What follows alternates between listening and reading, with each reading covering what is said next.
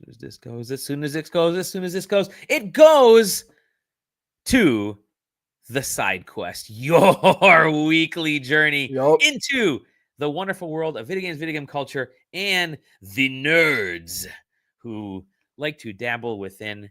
Those nerds would be myself, Dolly Domofsky, and my other self, Zach Quest. I don't know what's going on here. One of these things, that guy right there. Zach, how are you, bud? I'm awesome, man. Yeah. Don't have anything to complain about. That's good. That's good. Life's good. Life's happening. Life is good. Life I get locked in my office at work, and it's fun, dude. Dude, you got that alone time, which is, I'm so fucking jealous. I love it. I love it. I'm so jealous, but I love it. No, I have a meeting with my boss every Monday. He's like, hey, we should think about this. And I'm like, okay. And then I get trapped in my office for the rest of the week, and I put together a plan for that thing. And then the next Monday we meet. I'm like, let's do this. He's like, okay. Dude, but it takes me a whole week to just be like, okay, how do I make this marketing plan and social media plan and all that stuff or whatever? Like, sweet. But I'm drawing on the walls of my office like.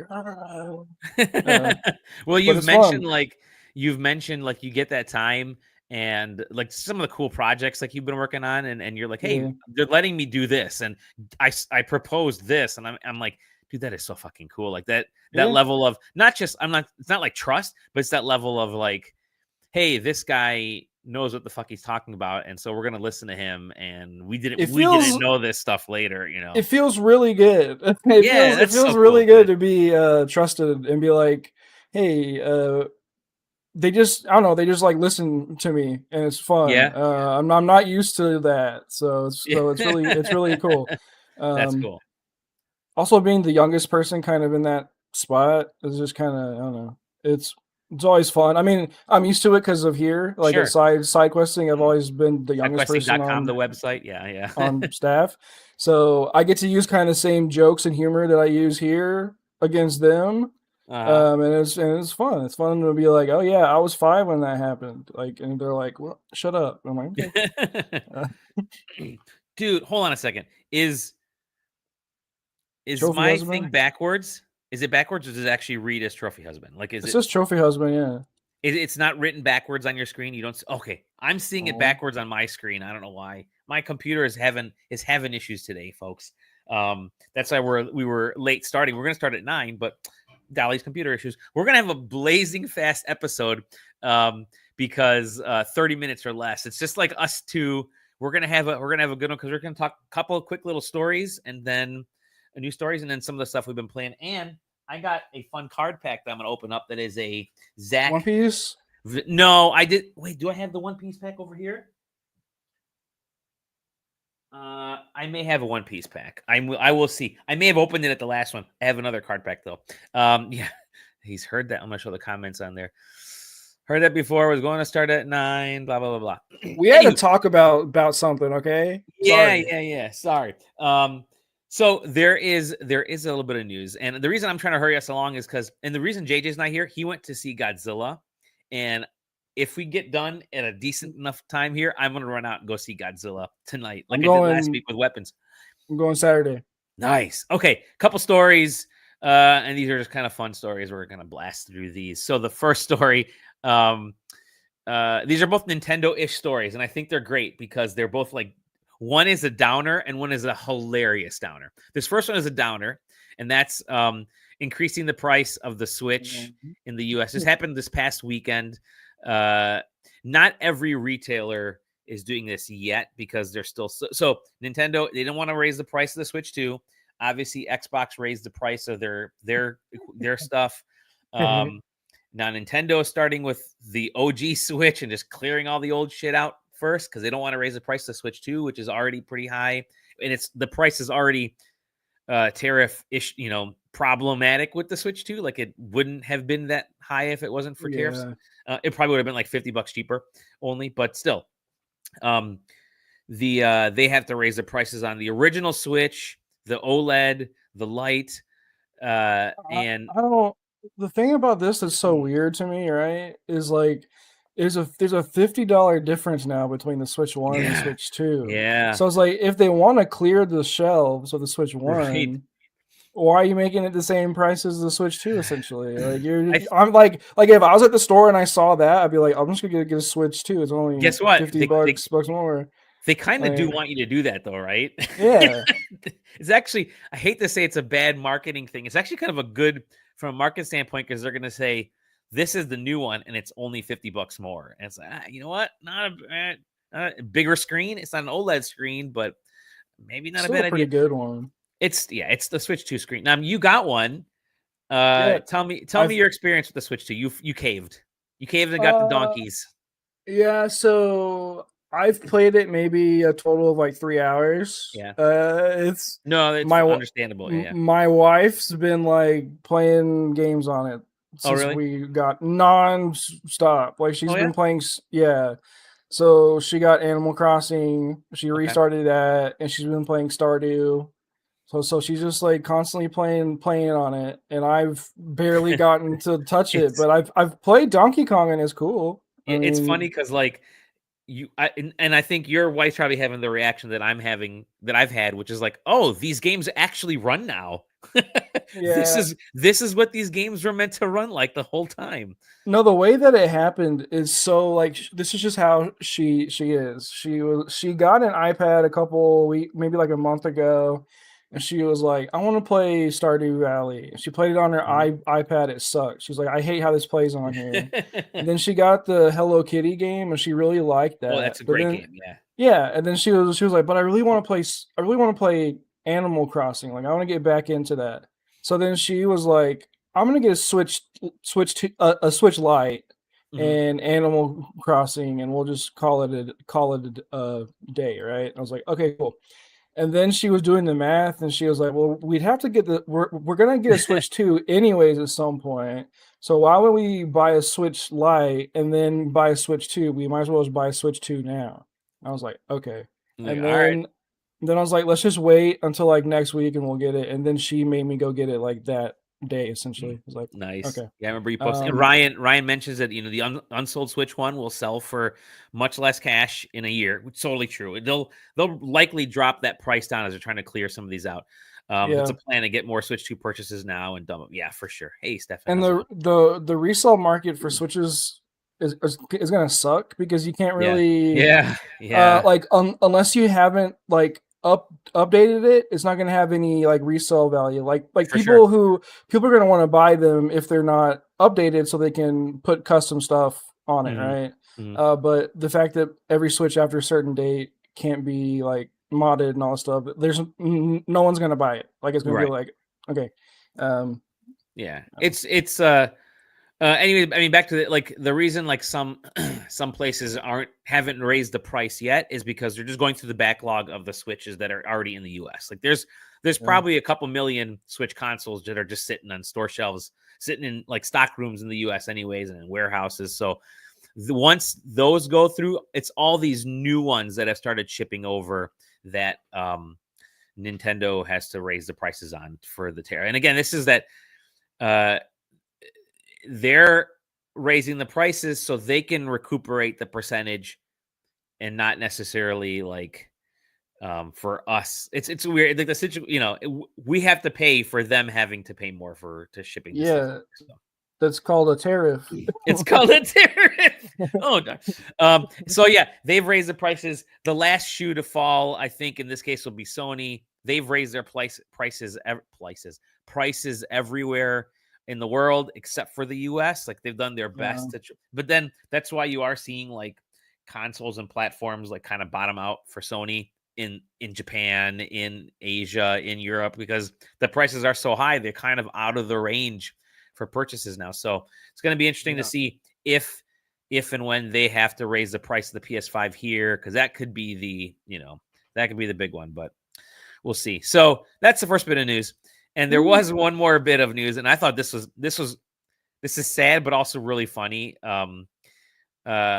So you know how we like Pokemon cards here, and we know how we like McDonald's. Well, chaos as Pokemon McDonald's promo ends early in Japan due to extreme demand and wasted food. So explain for our wonderful viewers and listeners what was happening here.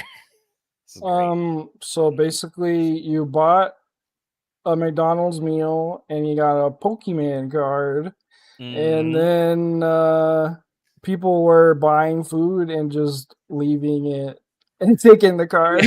That's like I'm just kind of. There's been a lot of Pokemon debacles this week, Yeah. dude. There's this, and there's a Pokemon competitive like Oh, event. yeah. Yeah. And they had like a special like card pack there you could get, but they had the store open to outsiders. Yeah. So it's like inside the venue, but people who don't have a pass can just come in there and get the shit. Like, That's what I'm gonna what? do tomorrow. No. But yeah, Yeah.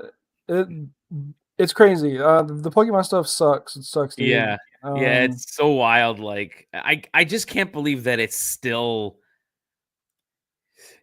Pokemon cards are still happening. Like, they're still just off the charts, like, value and craziness, and yeah. I legit thought this was, like, gonna be a, maybe 1 year and done back in 2021 or when 2022, whenever it was, but it has just kept going. You cannot find packs in stores. Like, my nephews are big into Pokemon, and every year I've bought them. I'll get them like a collector's pack or like a box or something, and I'll get them like 5 or 6 packs each. Cool uncle, buy them cards. This year I give them, I kid you not, I looked everywhere, 1 Pokemon booster pack each. That's all I could find. Like, I couldn't find booster packs anywhere. And I'm not the kind of person who's gonna run the freaking Target when the days that they're supposed to get them and wait outside. No, those amiibo style days are over for me. But yeah, I mean, it's so wild. your only alternative really is going to like a local like game shop. Yeah, But I mean, even then it's going to be marked up because that's how those yep, shops make their money. Like, yep, they have to mark it up. yep. But yeah, dude, it's like down here where I live. Oh my god, dude, there's this store here called Rick's Collectibles. If you're watching That's it, brilliant. Hi, Rick. go to hell. So Rick's Collectibles, they'll send their workers out to buy stock from Walmart and Target and all these places, and they bring it back to their store and they just mark the fuck of it. Like, they just mark it up like crazy. It's like, just let me buy it at Target, you bitch. Like, damn. Like, it sucks so bad. They do it for everything. Yeah. So it's like the moment if you like Wait, if I want wait. One Piece stuff. We have it. My friend in Japan. There we go. Stefan with the Yeah, Japan's all about lotteries, yeah, which is kind of smart. And gacha. Like, do you wonder why gacha is so popular? Is because it's inherent in their culture. That's just kind of. Anyways, yeah, no, dude. Rick's Collectibles was go to Walmart and be like, I'm buying up all this shit. Like, okay, cool. And then you go there and it's legitimately marked up like 50%. It's like crazy. Jeez. But then you go to the local cards. So like the reason why they have to do that is they're not a verified shop. Like, they're not like a real shop. Essentially, there's like a collectible shop, right? The card shop that I go to is a verified shop, so they have connections to providers, so they can actually buy the cards directly from Pokemon, directly from Wizards, directly from. So it's like, it sucks so bad, dude, that I can't just find them out in the wild at market price. I got to go to my card shop and support the local people and buy it at like 20% markup, which I don't like. If that's what I got to do, that's what I got to do. But it sucks. Right. Yep. Well, let's get into actually playing some stuff. And you have played a couple games, and I'm gonna talk about the first game that you've been playing. I'm gonna load up the first game you've been playing. You were just telling me a tale. One might say. Dude. Oh my god! So say it's okay. Tale of the Shire. If you know anything about me, you know I like cozy farming life simulator games. Those are like my cup of tea. I've been in the trenches for this like genre of games since I was like really young. Before like these games weren't popular, right? I've been there. Like these have always been my like thing. So I always play them, but. So you can also assume that I know a lot about how the genre should work, right? Which is this game right? I'm also a big Lord of the Rings fan. Massive Lord of the Rings fan. So there's also that. So the cool thing is, at least, is like the lore here is awesome. Like it makes sense. Mm-hmm. The hobbits are annoying. They're really British. They're really stubborn. They like to eat food. They don't lie intentionally. They're kind of like really vague about things, and like they make you kind of like work for like a conversation, right? So it's like it's really fun, just like very stereotypical like British people. That's it. So like it fits, like it's that, right? It's very lazy, laid back fun. But then you have the video game aspect, which is like, on one hand you have the food things like this, right? So kind of like the core cycle of the game is like you're kind of trying to like help just like bring this town back, and like there's a warden that you have to like appease, kind of like meet these like checkpoints and stuff.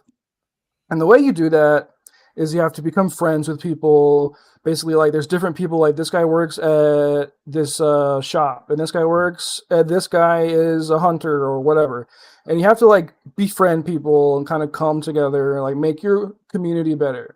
Cool, right? So the way that it works essentially is you talk to people, you go on like a quest, and the way a quest works essentially is just walking from person to person. And it's like I was saying with the British thing, right? Where it's like very lazy, very like, they'll be like, oh yeah, I think this person has it. And you're like, okay, I'll go talk to them. And then they're like, oh yeah, I think this person has it. And you go talk to that person, and they're like, oh, I think this person might have it. And you go talk to that person, and then it's like, well, the person you just talked to actually has it. So you got to go back. And then they're like, oh yeah, I did have it, but I actually did give it to this person. So it's like, contextually, lore-wise, it makes sense, right? It's like, that's just kind of how it would be. So you do that, you complete a quest, then you kind of like unlock a different thing, right? So the kind of like the main thing you're unlocking is your house. So your hobbit home is kind of like disheveled. There's like broken like fences and stuff, and like you're trying to like rebuild it so you can make your farm.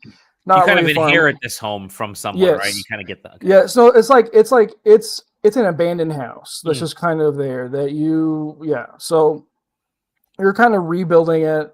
And they give you a lot of like customization options, and you're able to like you change everything. It's really fun. That's actually a fun aspect of it, being able to like customize stuff. But so you unlock like garden beds, and you can like plant vegetables and stuff. But then you're also restricted by your quest progress through the main story. So there's not a lot of like land, so you need to unlock more. And so you have to keep going through the story, which is very slow and kind of just like, there's nothing that like, there's no real inherent like push for you to keep going besides unlocking more stuff. So like the characters, like I'm saying, like hobbits, there's not a lot going on. Like they're very laid back. There's no tension. There's like, okay, cool, whatever. Like that's just how hobbits are.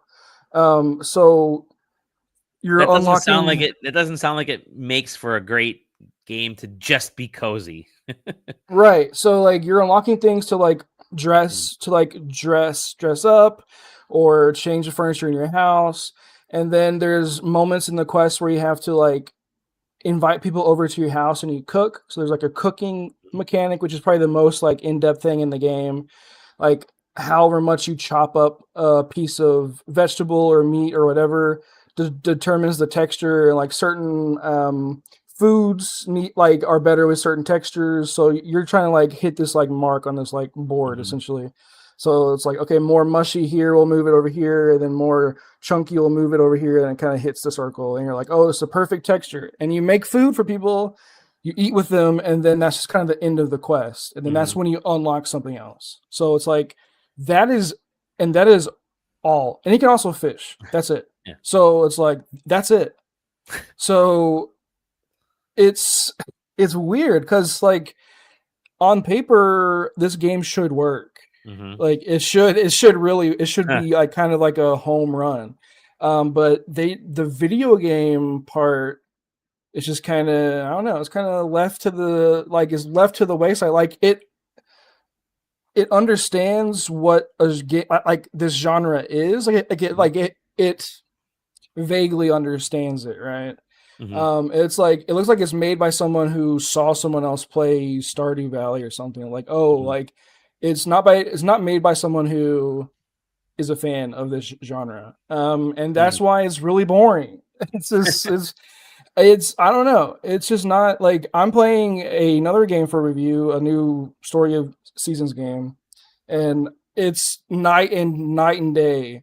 Like the the push that you have in Story of Seasons versus the Hobbit game, which, like, I don't know, it's kind of disappointing, but it also, like, it was kind of doomed to fail from the start because it's like, they're hobbits. There's not going to be anything interesting. I think that's maybe the biggest indictment of it is like they're just kind of cute people, but that's it. They're not interesting. They don't have they prefer not to have antagonists. They don't get into fights. They just do their chores. They just do chores and they gossip, and that's kind of it. Like, and that's kind of the point of Lord of the Rings. That's why they chose a hobbit, because they're unassuming and they don't do anything.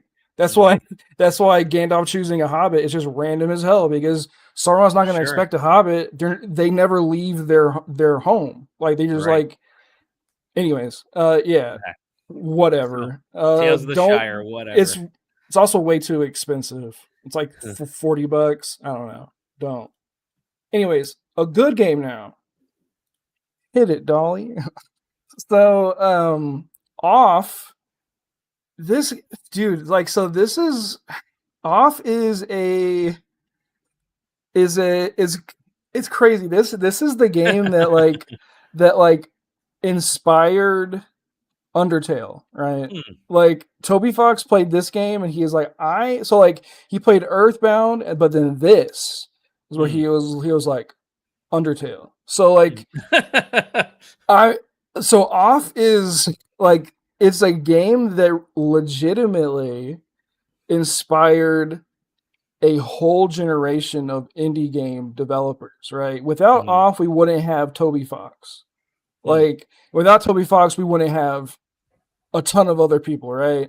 So, like, this game came out in 2005 initially. Okay. It came out in 2005, and they updated it over time. It was free, and then they just kind of stopped making it. 20 years later, holy shit, right? Crazy. There he is, Toby. 20 years later, Fangamer and Mortis Ghost and Toby Fox came together, and they completed the last act of this game, because it's been kind of unfinished for 20 something years, right?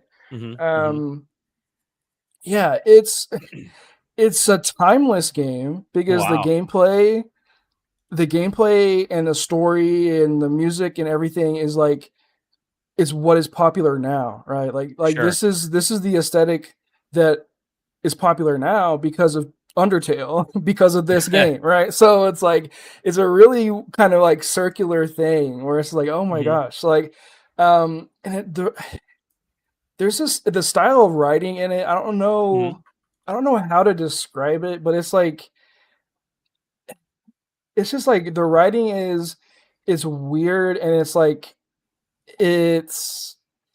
simplistic, but it has those, like, there's like a feeling of like something bigger behind it, like kind of like 1,000 times Resist, right? Where it's like, you kind of like, you hear things and you're like, you get a feeling like there's more to this kind of thing. Like, it's so, but it's so like simply stated. It's not like overstated. It's so, I don't know how to describe that sort of writing, but it's like, it's what this game is. It's very strange. You play, so the story is, you're the batter, essentially.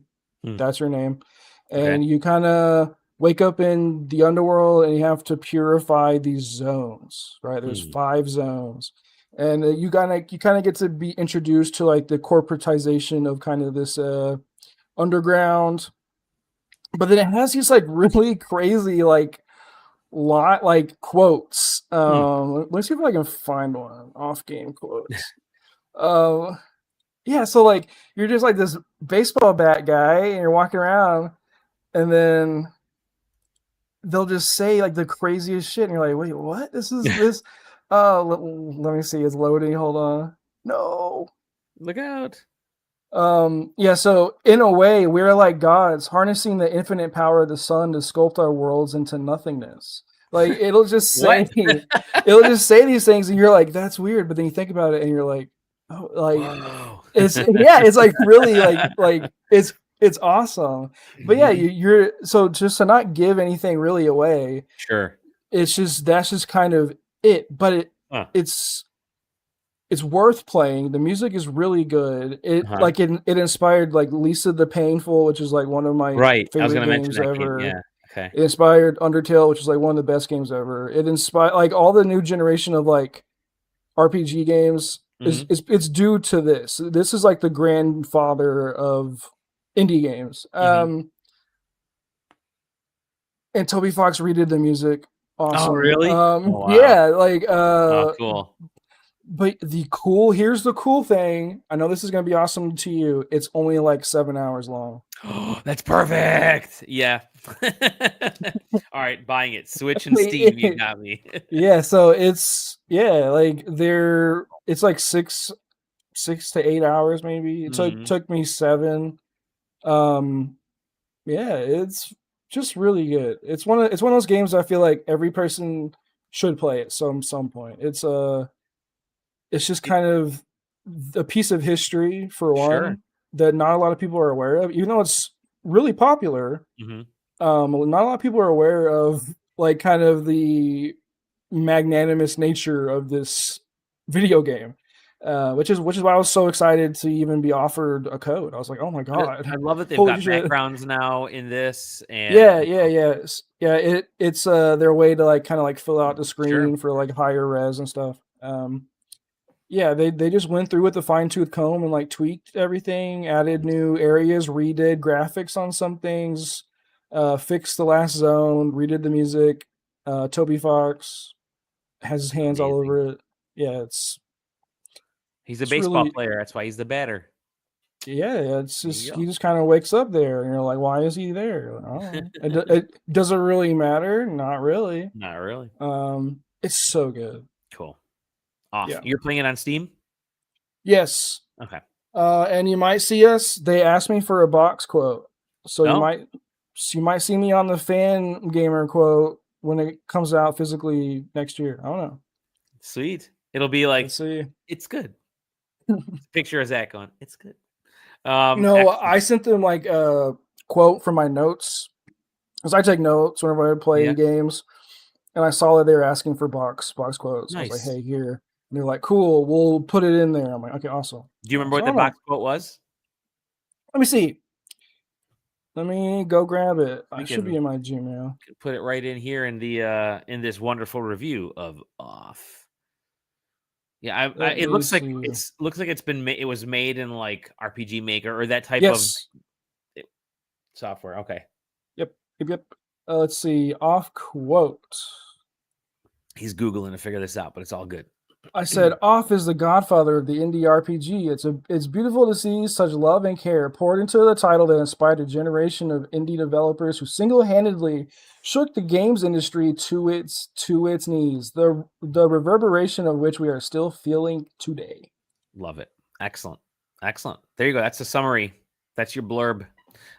Good stuff. Off. I'm gonna play this because Zach always recommends games that are like classic RPGs. Like he got me into Lisa and I loved it, and then now he's mentioned Off. Like he actually mentioned in the past a little bit, but so yeah, I think this will be, and that you mentioned the amount of time, so that's perfect. I will definitely. Yeah, dude, it's a breeze, man. Sweet. You can play it in like one night if you wanted to. Me? It'll take me 5 years. No, I'm just kidding. Cool. Off.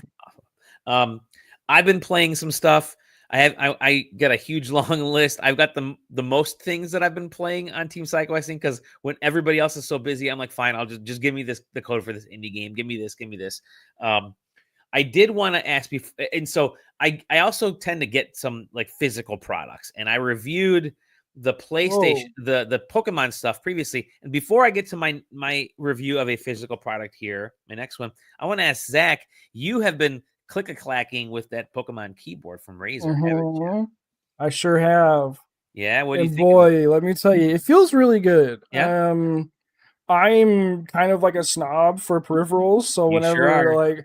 whenever I'm like at the store and I'm like, I need a keyboard, I'm not gonna go buy a Razer, right? Yeah. But I was in a predicament where my old keyboard was just kind of like I've had it for 3 or 4 years. It was getting old. I was like, Dolly, whenever you're done with that one, send it over. So, but it's really good. So surprisingly good. Yeah, I like it. I think my main complaint is probably the complaint I saw you have in your review. I went to watch it. Is the freaking macro keys on the side? Yeah, it just throws me off, man.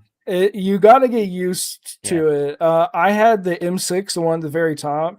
Okay. I had that macro set to open YouTube on my browser, and I was in the middle of playing games, and instead of pressing escape, I would press that, and I was like, yeah. no, so that I had to like get rid of that macro. But I mean, it's besides that, like, hey, I like it. It makes my fingers feel really good. It's really it feels so good.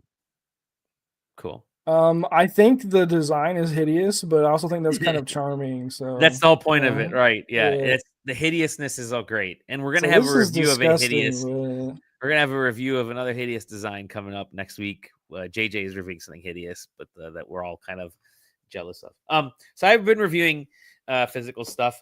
Zach reviewed a board game the last time, and the company was nice enough to send us another card game again. They sent us, this is Unstable Unicorns, sent us Ducks versus Demons, a game of tic-tac KO. So what this is, let me open it up here. Very simple little package, right? So it's just, come on, Don. Here we go.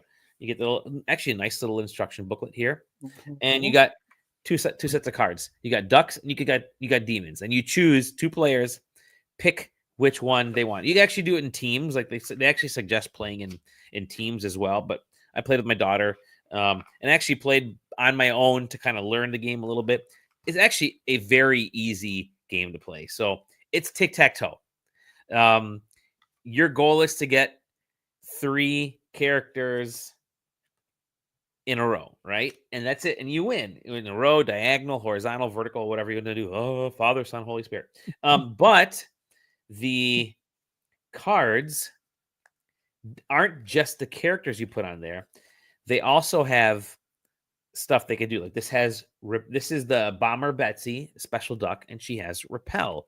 And you get a few of those. The chicks are the basic ducks. There's no specialty there. You just drop them in place. You also have like this one right here. This is sort of like a spell. It's called Duck Duck, and it's draw 2. It's +2, draw 2. So you draw 2 cards. So the goal of this, and the demons have obviously not so cute versions of cards. Like for instance, you have Unbound Fury, actually kind of a nice looking card, and lets you summon another card. You take turns laying the cards on a 9x9 wherever you want, 9x9 space. You can start all the way on the left, and then if it says like take out the character to your right, then the next person will actually put their card to the left of you, and then that kind of grows the 9x9 field in that direction. So the whole point is to play tic-tac-toe, but you're using magic spells, and you're using ducks and using demons to, and this is actually cool, the Coleful, which my daughter liked this one because we kept saying it looked like a fiery, demonic My Little Pony. You're, in a weird way, you're playing a little bit of like Magic or like D&D, Magic the Gathering. It kind of feels a little bit of there's even some like Marvel Snap into this, where you're attacking the cards that are on this 9x9 grid. And again, the 9x9 grid is kind of what you make of it. There actually is no like grid the game comes with. It's like, I'm going to have a card here and a card here, and they're going to bring in the duck card, and this duck card is going to say, wipe out the card below it. Boom. Well, now this is the grid, and now they can go as this being, whatever. So you can kind of keep growing the grid in different ways. And I found that really cool, which turned a simple game of tic-tac-toe into, like, you would think a tic-tac-toe would be like, a couple minutes.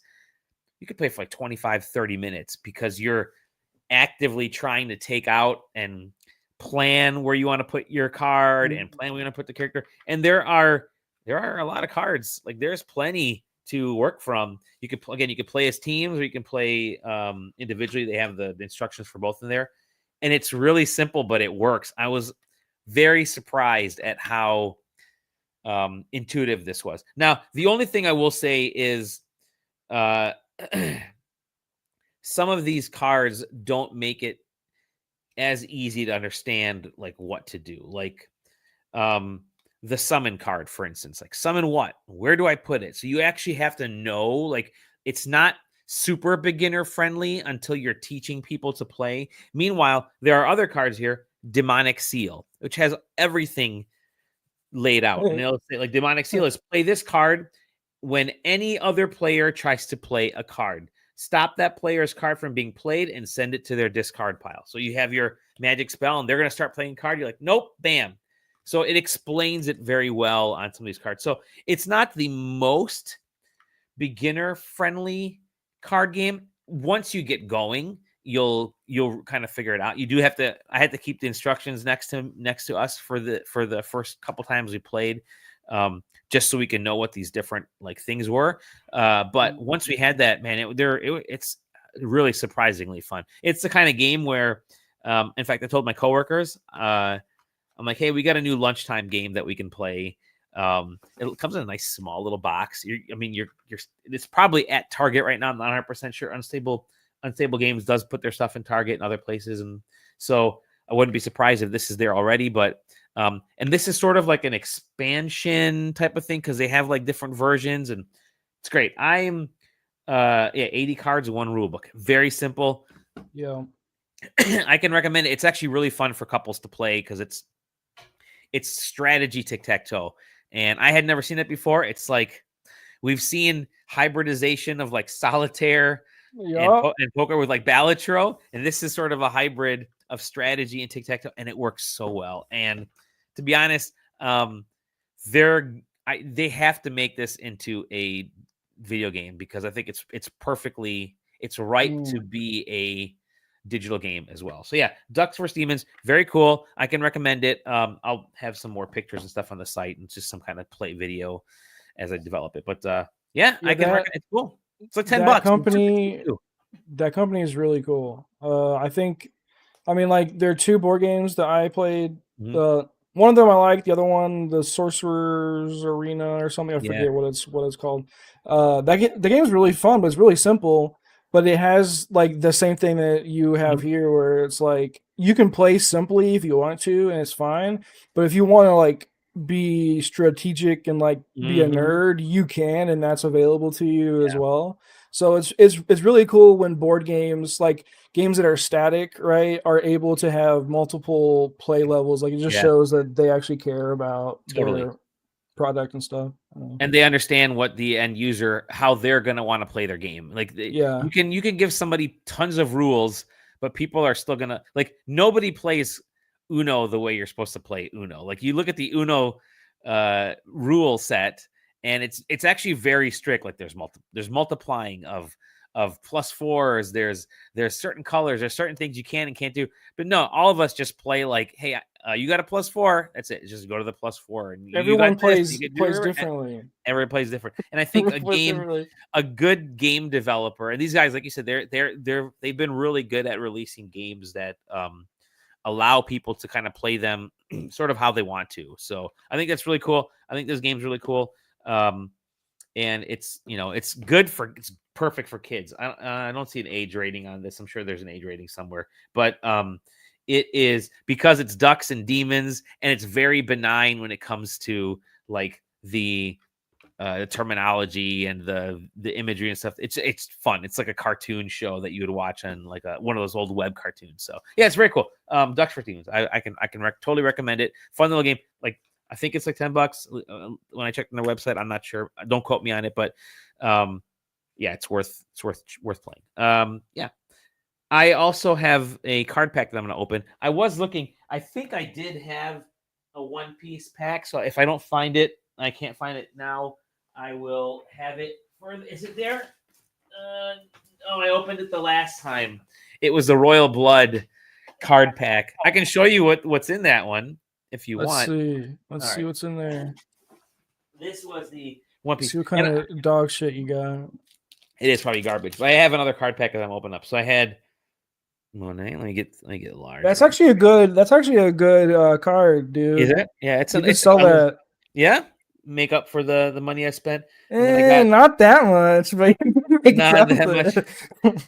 It's $3 instead of $6. Yeah. Violet is another cool card, and then of course Nami. No, you can't go wrong with Nami. Is that the green one? Yep. Yeah. And then Jesus Burgess, dude. Burgess, he's baby. Good. I don't know how to even play these cards, so I'm gonna have to get through understanding how to play. And I know you're like you're the superstar. Rhino Schneider, dude. That card's so good. Is it really? There's some good use out of that one. I love the art in this one, especially because it's very dynamic. There were a couple of pieces of art that I really love. Yep. I mean, you've seen all these cards. My goat. He's my favorite. Yeah. I love the abs on this dude. He's dead. Yeah. Don't tell anybody, Edward. And then you got some Punk Hazard. Yeah, that's a stage. So there you go. The last couple there. So yeah, that Monet card you could make maybe $2 if you wanted to. If I wanted to. I don't what games are these cards from? This is the One Piece card game, and this was I am a collector of cards. I don't play tons, but I will collect them because I love the art in these things. Like I have a bunch of the Secret Lair cards and like a bunch of those they had the Final Fantasy Secret Lair ones, and I got the Japanese versions because I love to see the Japanese text over the instead of the English text, because there's something a little bit more artistic to it because of some of the verbiage and stuff. But so yeah, I will buy cards because of how cool they look. Speaking of buying cards, I have a Magic Final Fantasy booster pack. We were at Best Buy today. I was picking up Madden 26 that I'd purchased for the Switch 2. I got random. You're random, and I thought they had like a stack of these just on the hook by the Lorcana and the baseball cards. So I grabbed by the 8,000 Lorcana packs that nobody's buying. Boy, that was an oversell by Disney. So I'm like, I'm gonna grab one of these like $6.99, whatever. And I take it up to the cashier as I'm picking up the game, and I'm like, I'll take one of these too. And the guy's like, we have these in stock. I'm like, bro, you got there's 10 booster packs sitting over there. He's like, okay, all right, let me ring you up real quick. I'm like, bro, you're not allowed to buy these things. They're customers only. Sorry, you got to wait till the customers get through them. And I stopped Magic, Ryan, like you're saying. Let me show these comments on stage here. I stopped Magic ages ago. Still wanted. They are.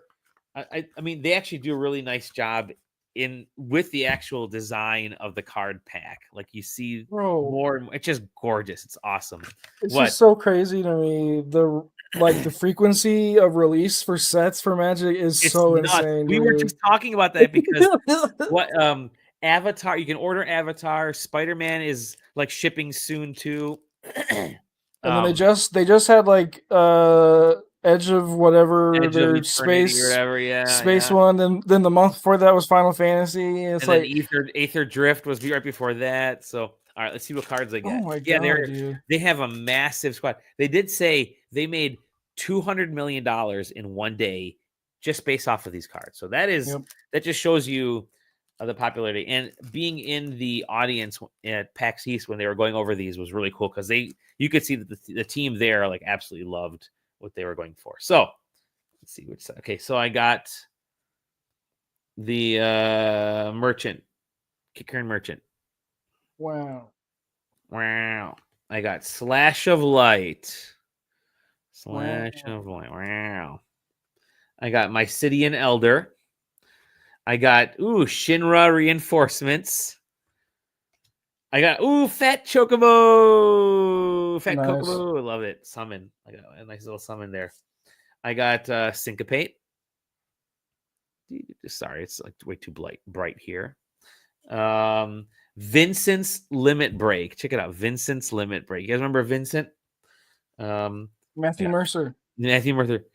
Fire Magic. And that, who is that? Who's our little fire magician there? It's a black mage. It's also VV. Or 6/6, as I like to say. Gaius von Baelser. Final Fantasy 14. Final Fantasy 14. I got Gaius. Snowvilliers. Troy Baker. Yeah. Snow. We all know Snow from, was it 13, right? Yeah. 13, yeah. This is a good one. This is it's Baltier and Fran. Balthier. Sorry. I was going French. Baltier. I got speaking of Final Fantasy 13, Lightning Army of One. Look at that. Oh, wait, ready? I've never heard of this character before. Namazu Trader. Final Fantasy 14. He's one of the beasts. They're a beast tribe in Final Fantasy 14. Oh, yeah. And the last card, two cards. I got Windurst. There's Windurst.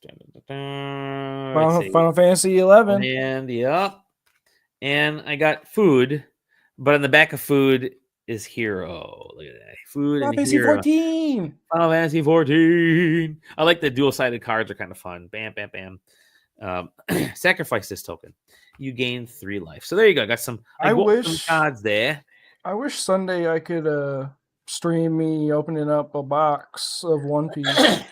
Dude, that'd be sick. You should just have your phone, dude. 36 packs. Come on, dude. You should do it. JJ's done it with card openings. Like he would just set his phone in there and just start opening them. Do it totally, dude. I'll give you the link.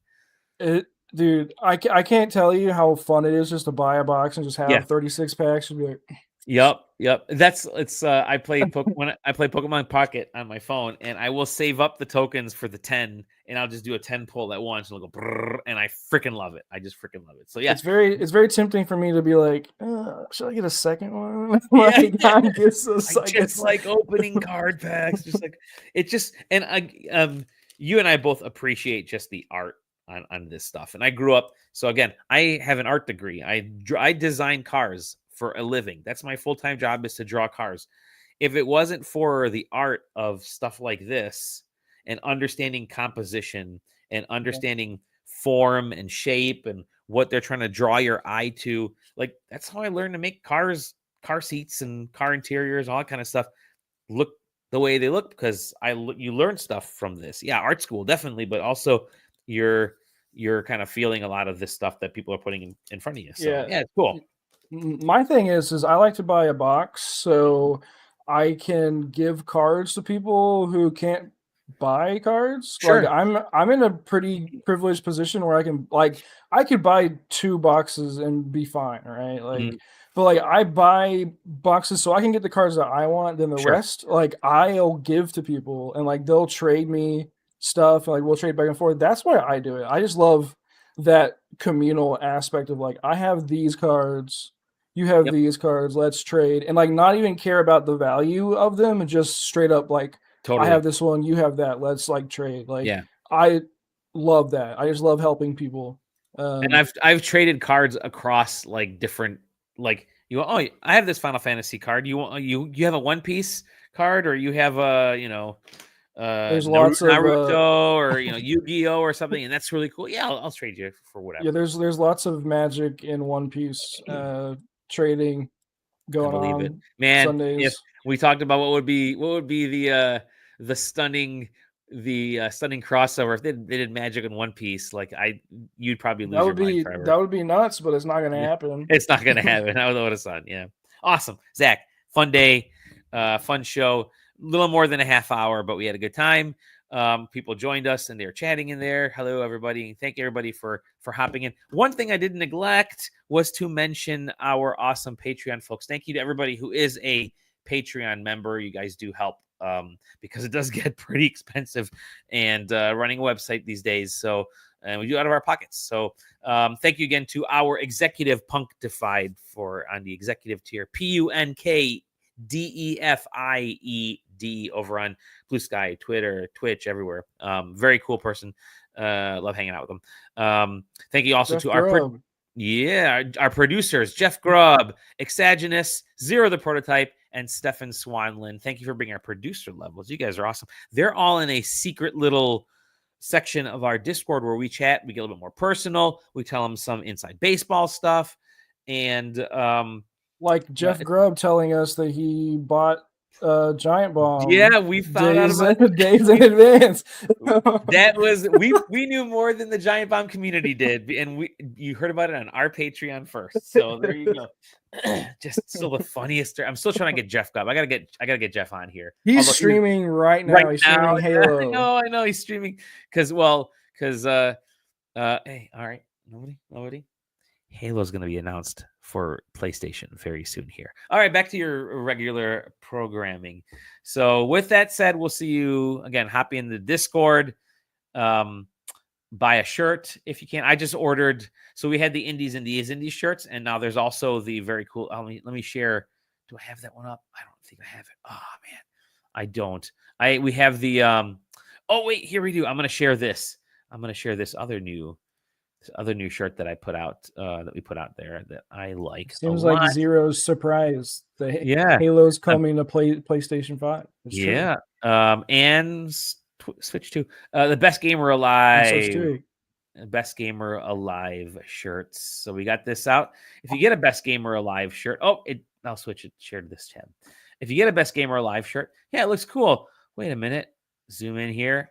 And it's blurry, but it says SideQuesting. And we also have the cool SideQuesting award-winning brand on there. Oh, did I say award-winning? Maybe if you're at PAX East or PAX West, you might win an award if you're one of the indie developers there, because I'm actually going to my first PAX West. JJ is going to meet me out there for his 8,000th PAX West. So we're going to have a little more representation for Team SideQuesting. Lots of cool stuff. I guess it's 3 freaking conventions halls over there now. It just gets bigger and bigger. It's a mess. We'll see what happens. Those dang liberals and their weed. Seattle, and your stupid Mariners and your Seahawks and the Kraken. But it'll be a lot of fun. I think that's in a couple weeks. So JJ and I will have to do a podcast from there. A quick one. I'm only there for a couple of days, though. I'm flying in and out, basically. With that said, again, SideQuesting.com. We love you. Zach is over there.